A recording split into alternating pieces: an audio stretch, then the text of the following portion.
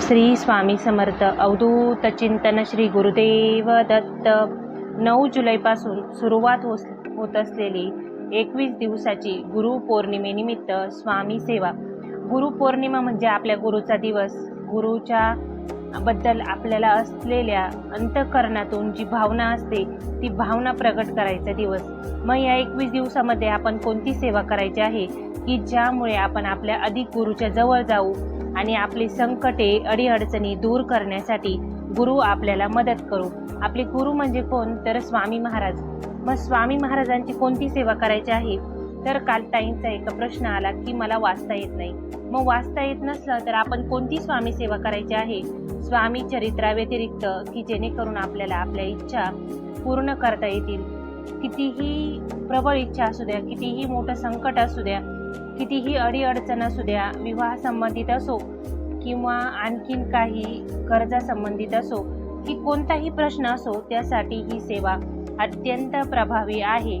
स्वामी सेवेमध्ये ह्या सेवेला सर्वात प्रथम मानलं जातं आणि नंतर इतर सेवा मानल्या जातात। ही सेवा इतकी प्रभावी का आहे आणि का करायची, कशी करायची, नियम कोणते पाळायचे याबद्दल संपूर्ण माहिती व्हिडिओमध्ये, तर व्हिडिओ शेवटपर्यंत नक्की ऐका। सर्वात प्रथम ज्यांना स्वामी चरित्र जमत नाही ना त्यांनी ही सेवा करायची आहे, किंवा ज्यांना वेळ कमी आहे, स्वामी चरित्र पूर्ण वाचू शकत नाही, त्यांनीही ही सेवा केली तर चालते। सेवेसाठी जास्त नियम धरण्याची आवश्यकता नाही, कारण नियमाच्या चौकटीत बसून सेवा करायची म्हटलं की प्रत्येकाकडून ती सेवा केल्या जात नाही आणि माणसाकडून तो उत्कट भाव देवाबद्दल निर्माण होण्यापेक्षा आपण फक्त नियमांकडेच बघत असतो, नियम पूर्ण झालेत की नाही। त्यापेक्षा ना नियमांपेक्षा सेवेला जास्त महत्त्व द्यायचं आहे आपल्याला। मग सेवा कशी करायची सर्वात प्रथम ते जाणून घेऊया। आपल्याला सेवा करायची आहे 11 माळी स्वामी महाराजांचा जप।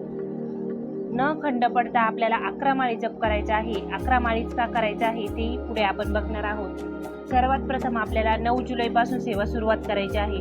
मग ज्या माता भगिनींना मासिक धर्म आहे, ज्यांच्या सोयरसुतकमध्ये येतं, त्यांनी काय करायचं, पुढे ही सेवा कंटिन्यू करायची आहे। तसं तर रोज आपण 11 माळी आणि 3 स्वामी चरित्र वाचतोच, पण ही सेवा आपल्याला संकल्पयुक्त करायची आहे। मग सेवेसाठी संकल्प कसा करायचा, ज्यांना संकल्प जमत नाही त्यांनी हात जोडून महाराजांना प्रार्थना केली तरीही चालते, कारण आपला भाव महत्त्वाचा आहे देवाला, इतर गोष्टी नाही।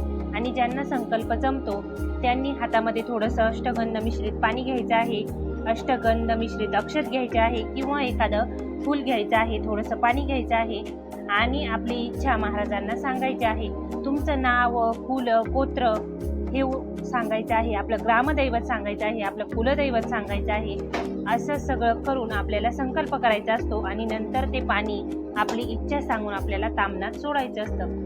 ते पाणी नंतर आपण तुळशी व्यतिरिक्त इतर झाडांना घालायचं असतं आणि महाराजांना प्रार्थना करायची असते की आजपासून मी 21 दिवस न खंड पडता 11 स्वामी माळी जप करणार आहे, तर महाराज माझी ही सेवा पूर्ण करून घ्या आणि माझी इच्छा पूर्ण करा, मार्ग दाखवा, योग्य मार्गदर्शन करा।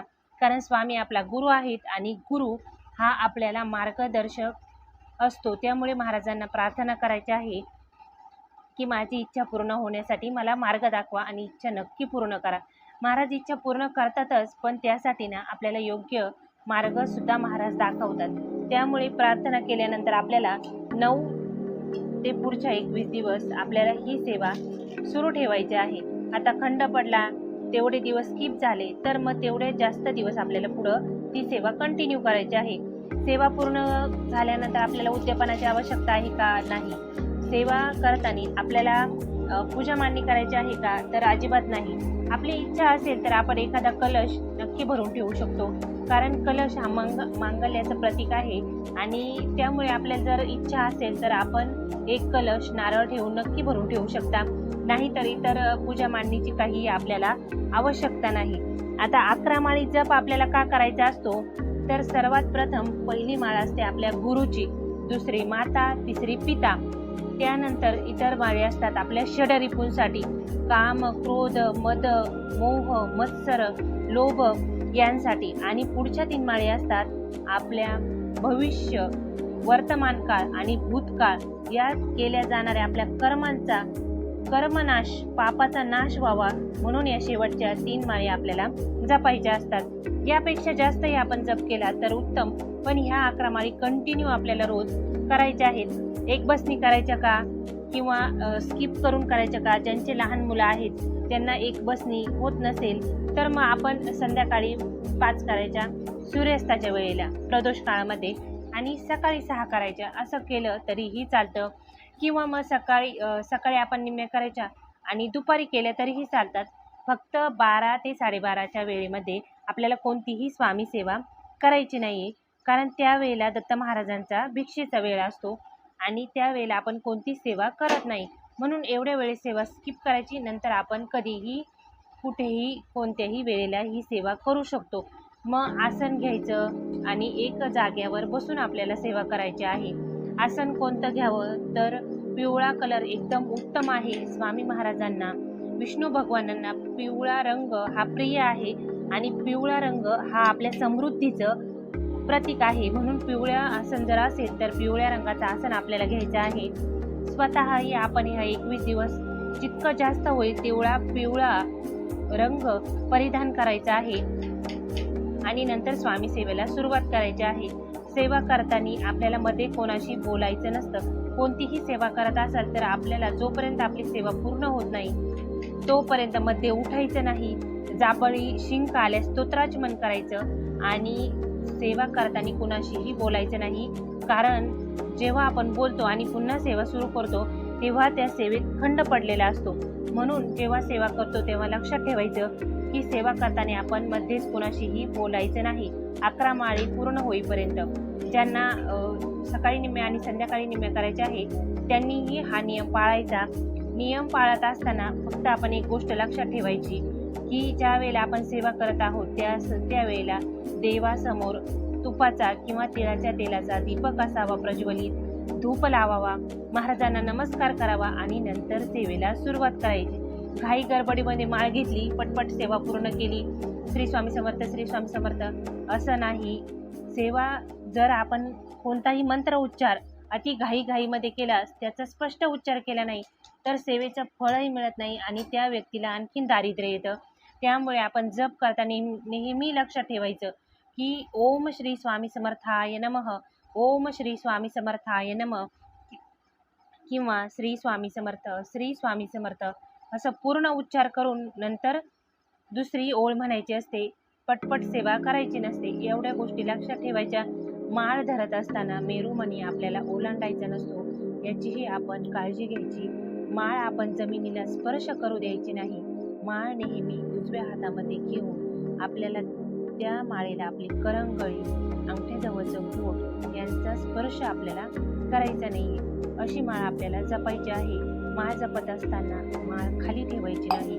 पूर्ण जोपर्यंत जप पूर्ण होत नाही तोपर्यंत माळ जमिनीवर किंवा जागेवर ठेवायची नाही. एवढ्या गोष्टी लक्षात ठेवून आपल्याला जप करायचा आहे. सेवा महत्त्वाची आहे. सेवा तुम्ही करत आहात हेच महाराजांसाठी खूप आहे, कारण आपण आपला अमूल्य वेळ या सेवेसाठी देत असतो. म्हणून आपलं कार्य पूर्ण करण्यासाठी महाराज नक्कीच आपल्याला मदत करतात. 11 माळीचा हा अगदी साधा सोपा आहे. ज्यांना वाचता येत नाही, ज्यांना वेळ नाही, त्यांनी हा 2 वेळेला अर्धा केला तरीही चालतो.